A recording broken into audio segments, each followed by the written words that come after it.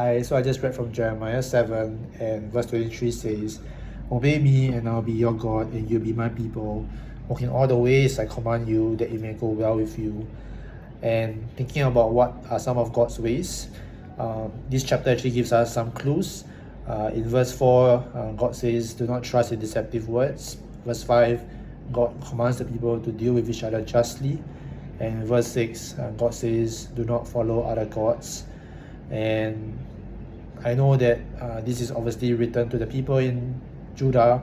However, when I'm looking back at my own life, I also realize that I do trust in deceptive words, the things that I follow, the people that I trust in, and also I also oppress the aliens, the fatherless, and the widows around me through either my lack of compassion for the foreigners and the immigrants that live in my city, as well as following other gods that causes me harm.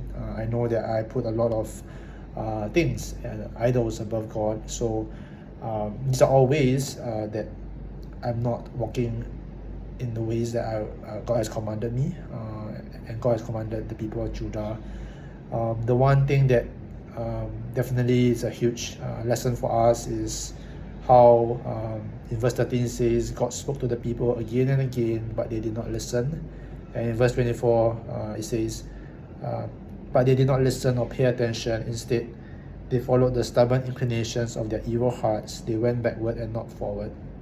So my prayer for myself and for all of us is that as we step into the new year, we all want to move forward. We don't want to go backwards. And the best way to do that is to really listen to God.